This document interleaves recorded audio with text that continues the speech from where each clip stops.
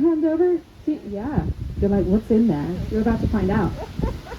Jean Menzies is an author, ancient historian, presenter, and wannabe dragon.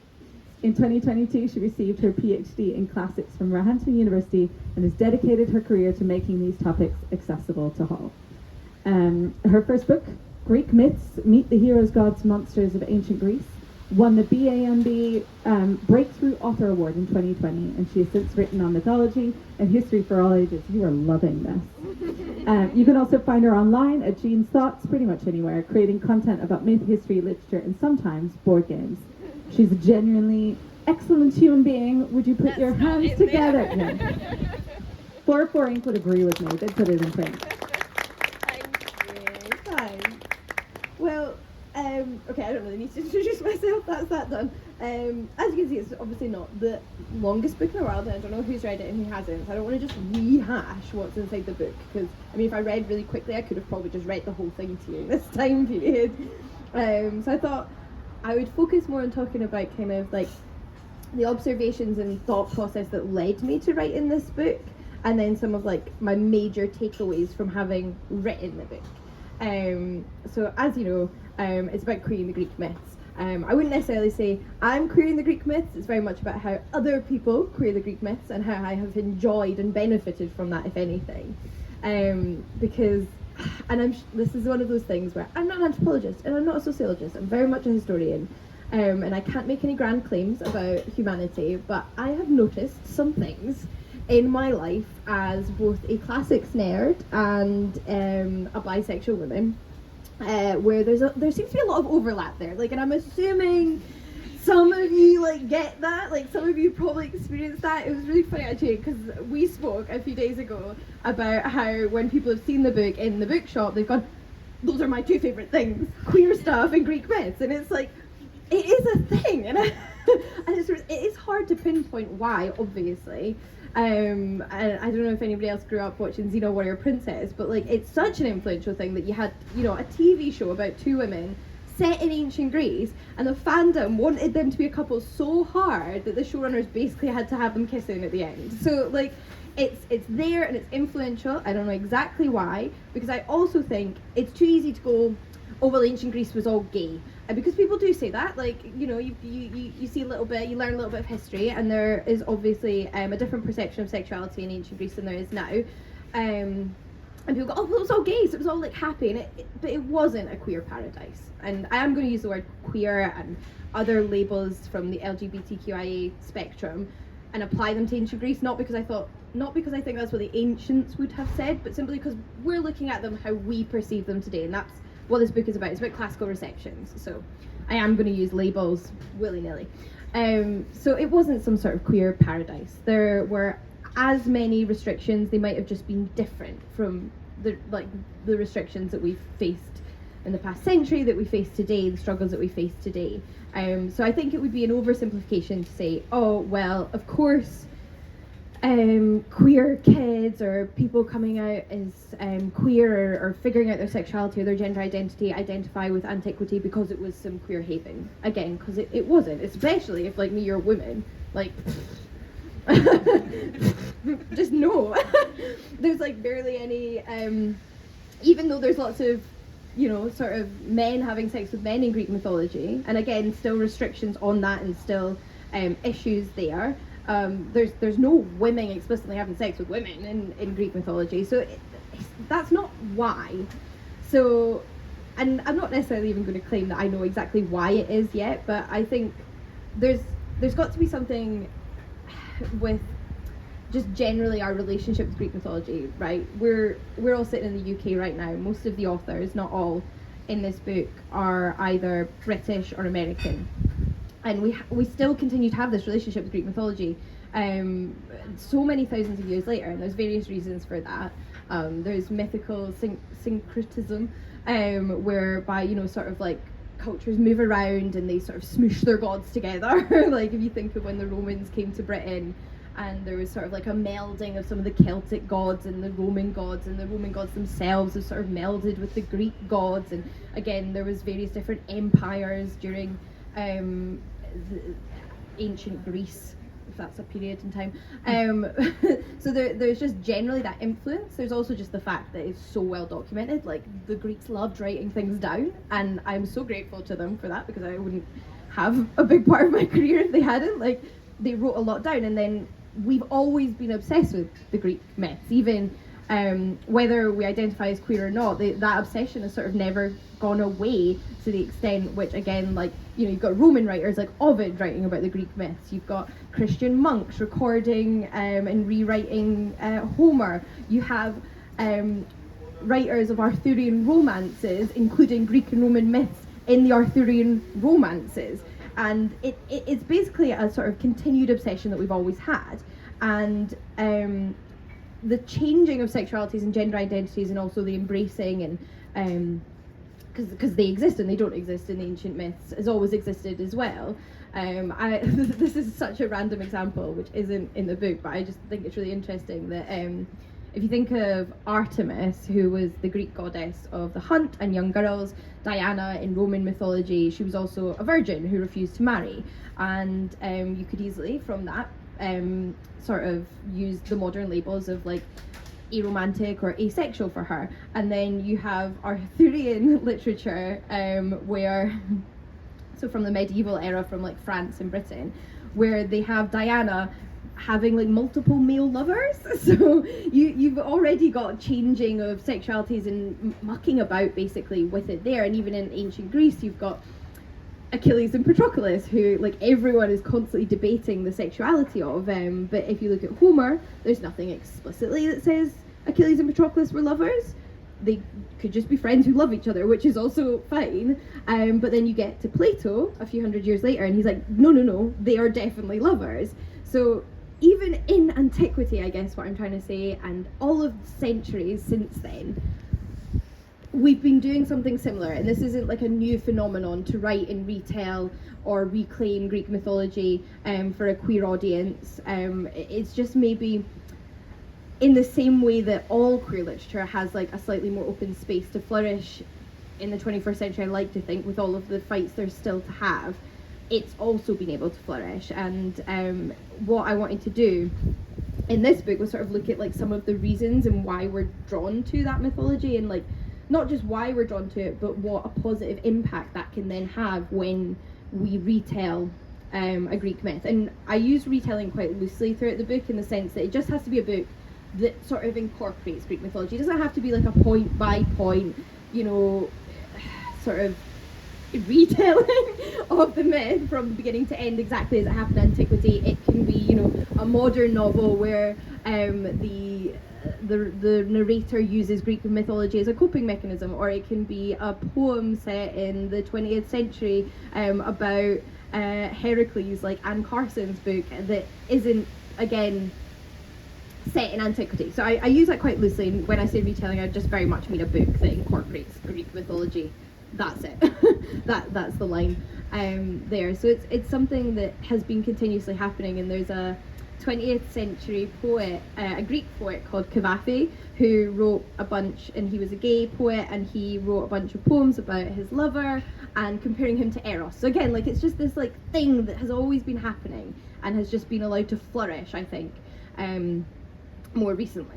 And I don't know, this is just me randomly thinking of things, like I don't know if anyone saw that TikTok trend where people were going, sort of looking at pipelines in their life, and there was this like trend where people were going like the pipeline of being a mythology nerd to being like to identifying as queer as an adult. So like, again, just fascinating from a perspective of both somebody who has that personal relationship with their own coming out story, and also being a classicist who has like enjoyed it both from just like a fun perspective and ridiculously overanalyzed it for a career. So that I find really fascinating, and I find retellings in general very fascinating, because that's really what a myth is in some sense. It has just always been a retelling. Myths changed a lot in antiquity too, and they were retold to prove a point or to say something different by different people constantly, like all of the time. It's a real misunderstanding of a myth, particularly a Greek myth, to think of it as something with a proper version or an original version or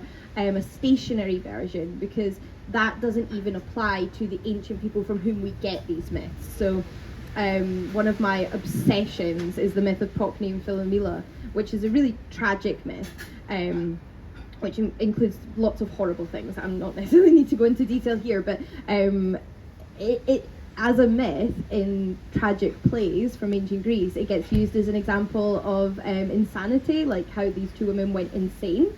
Whereas in the funeral speech of Demosthenes, just like pet passion of mine, in the funeral speech of Demosthenes, during this big public funeral speech that was given in honour of those that had died in the war, he uses them as examples of bravery and examples that people should follow, which has got to be the opposite of saying, like, look at these two insane women, to like, look how awesome these women are, do what they do. So like, again, myth is very, very moldable, very changeable. And in that sense, like, when somebody retells a Greek myth or queers a Greek myth, whether they're re-queering it or queering it for the first time, I feel like it's something that's part of a very long tradition. And I talked to a lot of people when I was writing this book, both authors, readers, classicists, different people, like, just who had different relationships with queer Greek myth retellings. And that was one of the themes that came through a lot in my conversations, was in reading these books and in writing these books and in talking about these books with other people, it sort of gave them a sense of place, a sense of always having existed, a sense of belonging, a sort of connection to the past, but also a connection to each other. Like, in a way, I feel like we're all connected right now by our interest in Greek mythology and queer culture. So, like, in that sense, that was like the main theme that came through, no matter what anybody said, was about this sort of connection and this belonging, both in a past time and a present time through these stories. And I, like, very, very long time ago, became quite obsessed with recording all of the retellings of Greek and Roman myths that I could find. And it feels like, I mean, if anybody's been following publishing over the past few years, there's definitely been like a surge, right? It's had a trend, not that it wasn't always there. It had a bit of a, and I've always, so I've kept. You're just like, oh, I'm so nerdy. Like, I've just kept this database of like myth retellings and like what they're retelling and some of the themes. And one of the themes I highlighted from the beginning, out of purely personal interest, was whether they were queer or not, whether they featured queer characters, whether it was in relation to sexuality or gender. And in that, I noticed some trends, right? I noticed trends just generally, like, one of the most retold myths from my perspective of this non-exhaustive, casual, like, hobby list that I keep is the Trojan War. Like, everyone wants to retell the Trojan War for various reasons or not. Yet that's not one of the most told queer retellings, even though Achilles and Patroclus exists within that space and everybody loves the story of Achilles and Patroclus and there's the Song of Achilles. The myth that, from what I have been able to glean, is retold from a queer perspective more than any other, or at least, like, you know, tied with the other ones, like up at the top, is Orpheus and Eurydice, which is not in any way necessarily an obvious choice, because, so if you don't know the myth of Orpheus and Eurydice, it's about Orpheus, who's this famous musician who falls in love with Eurydice, man and woman, and they have like a relatively heteronormative relationship from a modern perspective. They fall in love, and on their wedding day, Eurydice gets bitten by a snake and dies, which sucks. And Orpheus is really upset about this, naturally, and he's wandering around the forest, lamenting, playing his wee instruments, singing, and everyone can hear how like mournful he is and how beautiful this song of grief is, and they really feel a lot of sympathy for him. So he is given this opportunity to go to the underworld to save Eurydice, which is quite a rare thing, and he's one of the very few figures in ancient Greek mythology who goes to the underworld and returns. And he goes to the underworld to save Eurydice, and again, like, moved by this grief and this love, Persephone, who's queen of the underworld, says, okay, Eurydice can come back with you, but you mustn't look at her. So you have to leave the underworld the way you came, and she will follow you, her phantom, and become, you know, real again in the world above. Just don't turn around. Just do not turn around. And he's like, that's fine, I can manage that, I will go. So he goes, and he knows that Eurydice is behind him, or at least he's been told Eurydice is behind him, and he doesn't turn around until he gets to like the very end, because of course. And he just doubts himself for that minute, doesn't he? And he's just like, oh, And obviously, she's there, great, happy, but he's turned around, so the deal's over. And she disappears.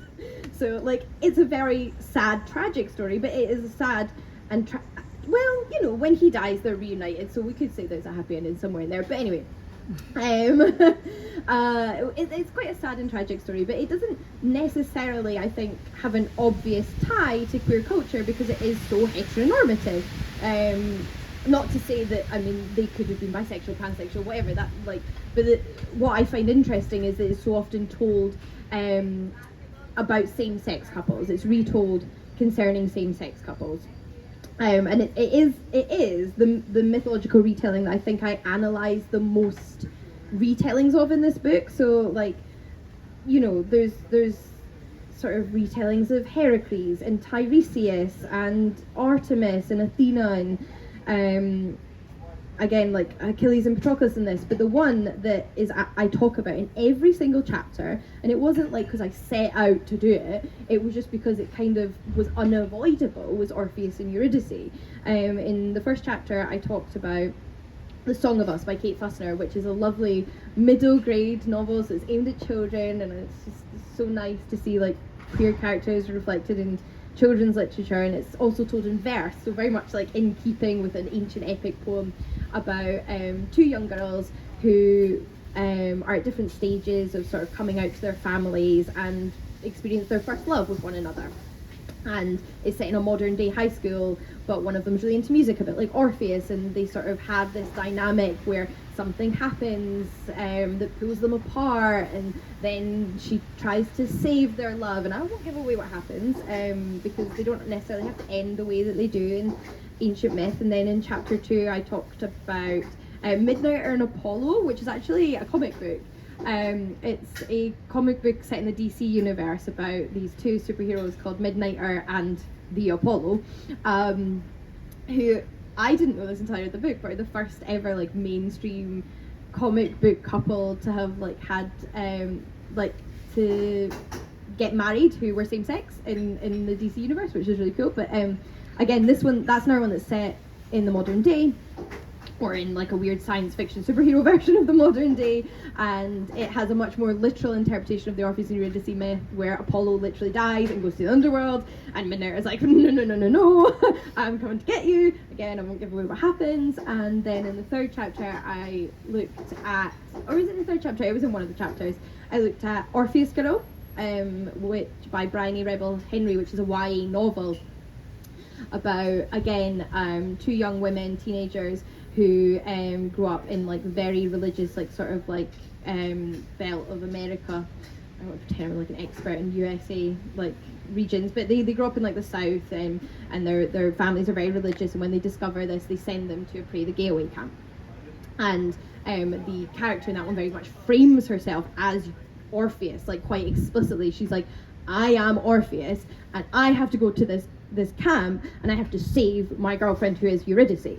And it doesn't necessarily always, you know, match the beats of the myth, but if anything, what I like about Orpheus Girl is that it does exactly what I think we're all doing with Greek myth retellings, which is like channel and explore our own experiences through them. It gives us like a safe space, and that's what the character in this book does. She sort of frames herself as Orpheus, so she doesn't have to be herself, and she frames this as some mythological journey and adventure, so she doesn't have to quite realize it's actually happening in the real world. It's not like completely dissociating, but it's sort of like creating a sort of barrier, right, and sort of framing it in this like timeless, again, like thing that's been happening for this really, you know, centuries and millennia, this shared experience of people. And again, so these are all stories about same-sex couples, and they've chosen to use the Orpheus and Eurydice myth. So I had to think a lot about like why because you could have used Achilles and Patroclus, who are already, you know, a queer couple, or one of the other like various examples. I don't know why I keep using that one. But what I think is like really evident in that story already is that it might not be a story that necessarily is obviously queer, but it's a story I think a lot of queer people can relate to, because it explores sort of forbidden love, but a love that kind of is torn apart, in this case by, you know, the underworld, but it could be by society. A love that like causes grief because of what happens there.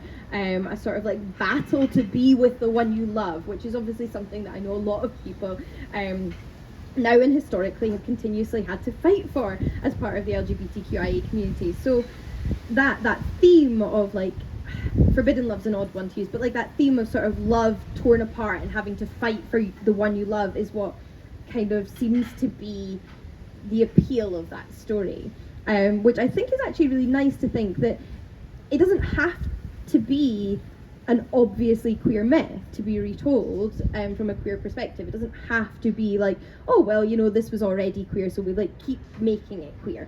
It can just be about these shared emotions and these shared experiences over centuries and millennia, and there's something about these myths that have captured them so vividly, and that like we might not all know them intimately, but they're around. Like, you know, we've probably, most of us, seen Disney Hercules, and you sort of walk past things on a daily basis really that have this inspiration from ancient Greece.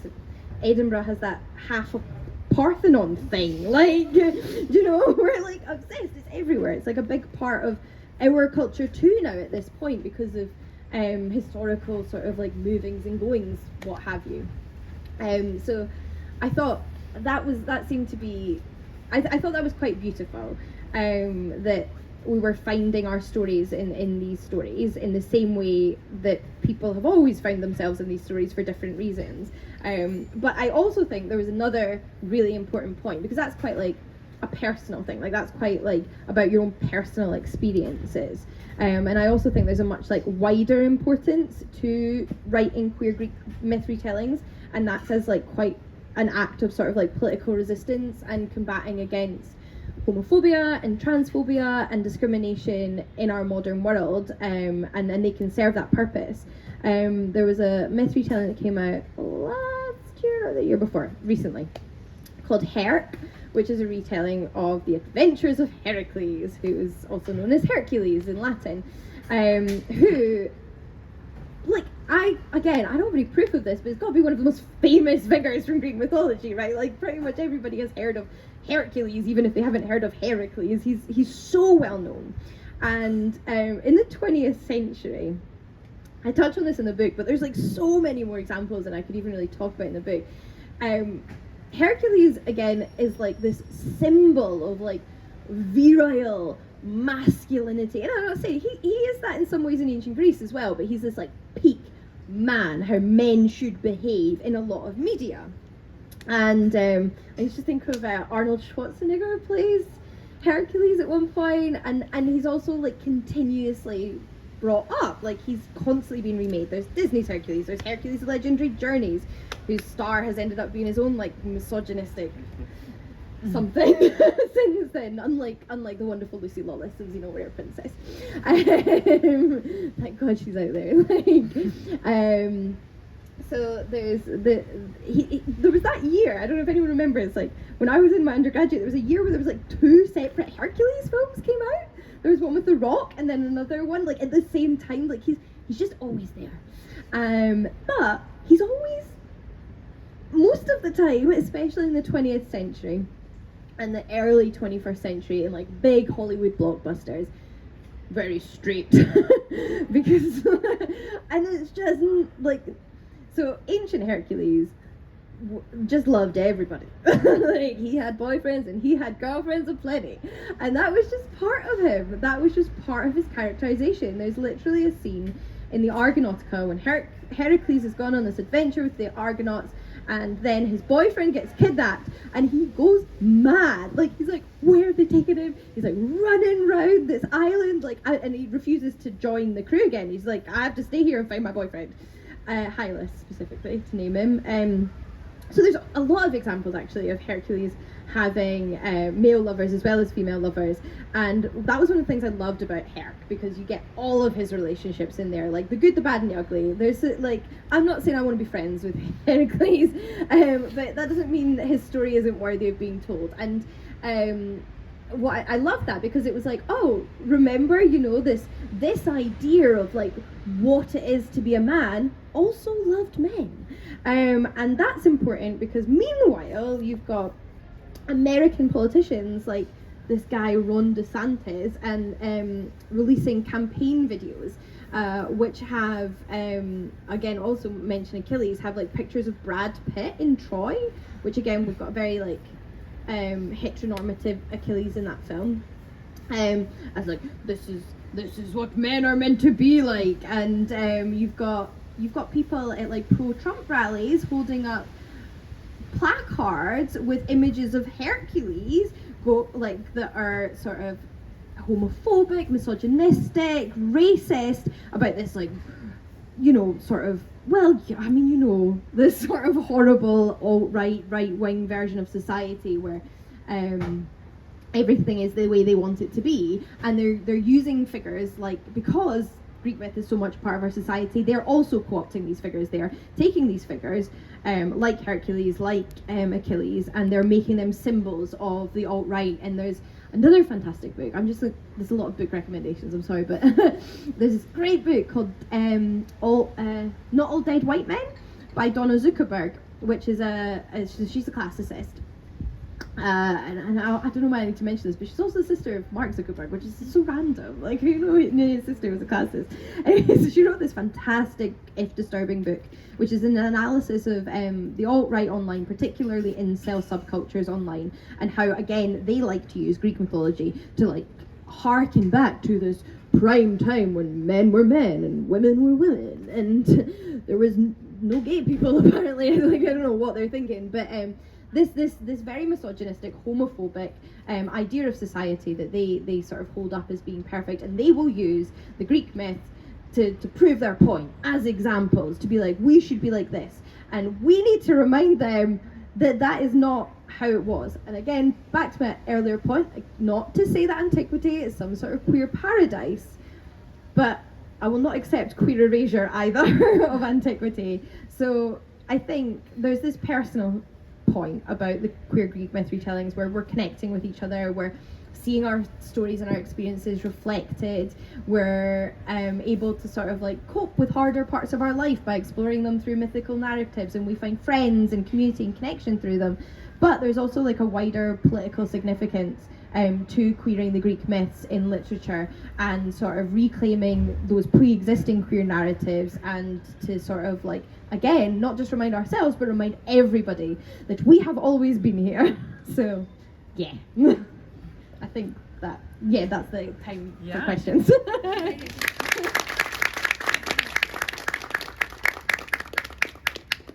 Do we have any questions here? Don't be shy. Yeah, shy, like, Yeah, go for it. Shall I run around with that? Or you're good? This will be poorly articulated, so I apologize in advance. But one of the things that I was thinking about in terms of like queering the Greek myths and just Greek myths in general is that queer people do have a tendency to be drawn towards stories about the other. So gods and monsters have always been the place where we feel safest, because that is where things about ourselves that we aren't really allowed to express in a heteronormative society end up kind of being represented.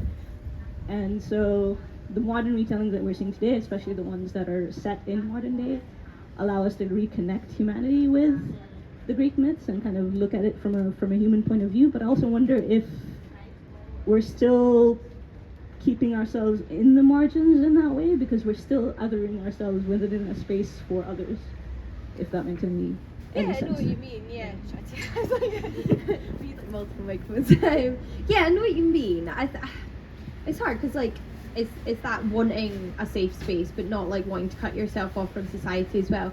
But I think there's as many Greek myth retellings that aren't queer right on the shelves, and there's these like horrible idiots also using the Greek myths. So if anything, I think if we didn't, we'd be leaving ourselves out as well. And I think both things happen, and I think, yeah, you don't want to like remain an outsider or whatever, but like sometimes you also want to be in that little outside space. So I think like if we didn't do it, everyone else would just do it without us, and we'd be kind of left out as well. I don't know what like the perfect answer is, but I think those are really interesting like thinking points, though. I don't think that was badly articulated at all.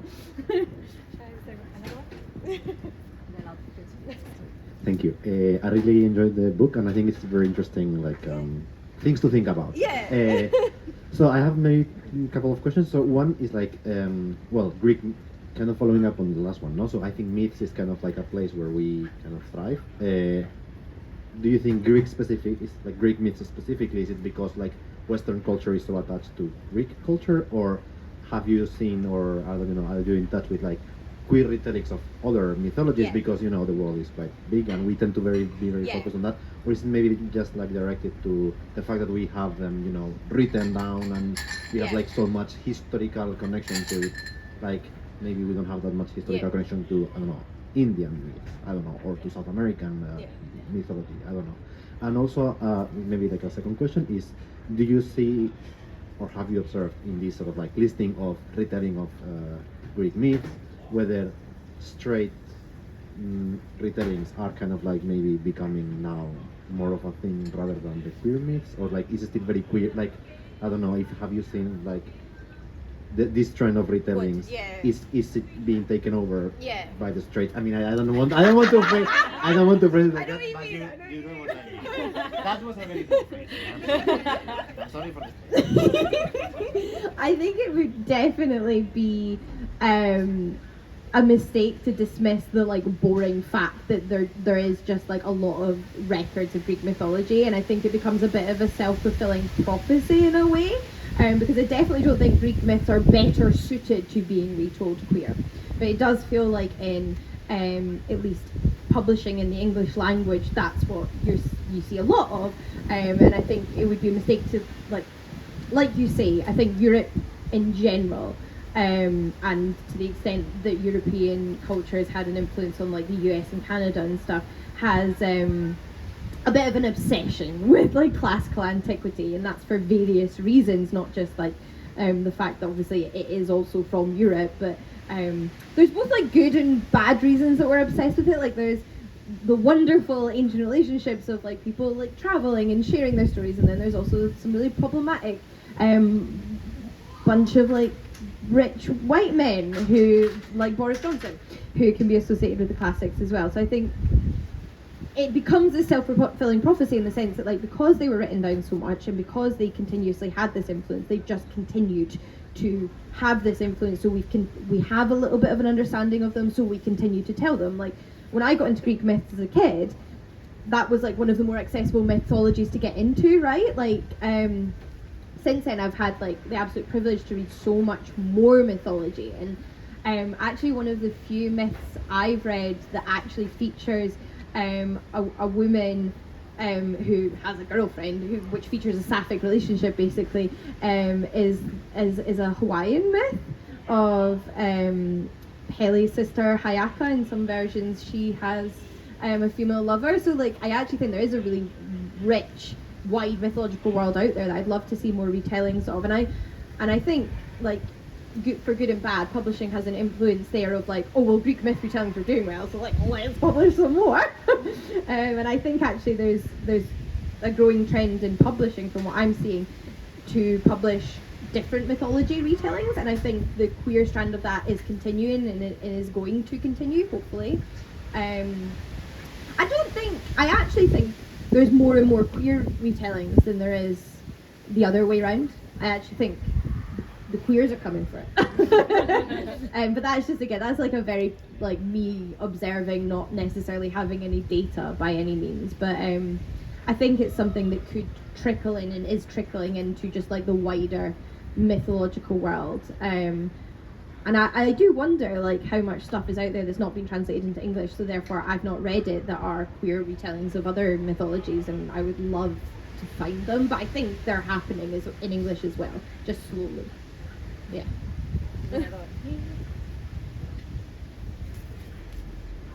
So I wanted to ask a little bit, I guess, more about the relationship between modern queerness and antiquity more generally, and the idea that like that we refer to like sapphic love, and I think of like Oscar Wilde referred to his love for men as a Greek love, and that was kind of traditionally more a kind of male homosexuality or bisexuality kind of thing, but that it's now you know, sapphic romance, sapphic fantasy, that kind of thing. And I guess what you think about that relationship, and how much is that like us appealing to almost like a legitimacy of like, oh look, the Greeks wrote about it and so it must be good, or valid or whatever, and how much is, I guess, romanticizing and stuff, generally. And then also very quickly, are there any Greek myths that you think are crying out for a queer retelling that you haven't come across yet? I think because also you do see Achillean used as well to refer to. I've not seen anyone sort of adopt though like Tiresian to refer to like gender fluidity, which would be quite cool. But you. We do, you see like that sort of hashtag sapphic books and hashtag Achillean books, or here's my favourite sapphic books online, and things like that. And I found that really fascinating. That was one of the things. I mean, I think I only mentioned it briefly in the book, but I remember talking about it when I pitched the book to 404, about like how fascinating it was that it has sort of infiltrated our vocabulary, not just in retellings, but as readers and as consumers of media. It has become a part of our vocabulary, and I mean, there's lots of ways in which just ancient Greek culture has done that outside of queer culture. I mean, there's so much that you don't realise has sort of been influenced by ancient Greece until you do. But I do find that interesting, and I think I thought it was interesting though what you just said about is it sort of like a trying to find a legitimacy, and I do wonder that, and like I've still got a lot of questions myself about all of this, and like I wonder that as well, because so for all the Greek mythology, I think I've tried to articulate this but not very well, for all the Greek mythology is such a sort of ever-present part now really of all culture. Like it's sort of inescapable at this point. There is still, and there at least was, a massive association between classics as a discipline in antiquity and the study of the ancient Greeks with an elite of society, especially in Britain. Like I remember, like I went to a state school and I didn't study classics at school. I just watched a lot of Xena Warrior Princess, and I was like, yeah, I'm gonna go to uni. And I got there and it was quite intimidating, and there was still that kind of like aura of like it was people like Boris Johnson, it was people that went to Eton, and it was people that went to Oxford and Cambridge that did classics. And so I could see also that being a contributing factor in the fact that I think now being in the discipline of classics, I see so much more conversations about queer classics and working class classics, sort of Marxist approaches to you know what I'm saying, and these voices of like a new generation of classicists who are both queer and working class, and it's like we want to be like it's ours too, like, and so I imagine that does play a role, even if unconsciously. I don't know to what extent, but I imagine that is playing a role, because I'm not just seeing it in the recreational reading world. There's so much more queer approaches to classics now in the academic discipline, and conversations around that happening, which I think is awesome. Yeah, I sort of lost my train of thought now, but yeah, I imagine that's got it, right? If something's been so owned by an elite portion of society for such a long time, and then we start getting access to it, it's like, no, like, me too. Like, in the same way that, like, people might have, like, straight washed it for a little while, and now it's like, no. No. Yeah. I think we have time for one more burning question. Very articulate answers like that one. What was the myth that you think should be retold queer? Oh god, yeah, I knew there was another question. Right, okay, I actually have like a whole book that I don't want to write, but I think somebody else should write. So someone could go home and do this. And it wouldn't be set in antiquity, it would be like a modern book about Aphrodite. And Aphrodite would be a romance writer, and she would be queer. And I think someone should please go and write that, because I'd really like to read it. Like, I just got that, I'm like, oh, that would be so good. Like, Aphrodite is a modern day romance writer, and also I just would love to. So it's interesting because Aphrodite doesn't have any female lovers recorded in ancient Greek mythology, but at the same time she still represented queer love, because Sappho prayed to her about her relationships with other women, and she was still, even if she's not portrayed as necessarily queer, she still represents all kind of love, including queer love. So I think that's really important. and I just feel like she to me, am I just like, this isn't very academic, but this is just my like personal preference. Like, I want to see her have a queer love affair, like, or like a polyamorous love affair or something. Like, come on, she's the goddess of love and sex, and I don't know. I like, there's so much space there for like a modern Aphrodite that represents those things. So I'm like waiting for that. And I just generally am very into books at the minute that aren't necessarily, again, like point by point retellings, which I love and I've read so many of, but that are doing something a little bit different, that are like maybe set in the modern day. There's a really good book by Kaelin Bayron called This Poison Heart, which is basically about a descendant of Medea in the modern world. And I like these, yeah, like, right, like I don't know, like something a bit different. So that I would like it if someone would write that and I could read it, please. But if you write it, please send me a DM. It was brilliant, which leaves us only to put our hands together and thank you very much for coming.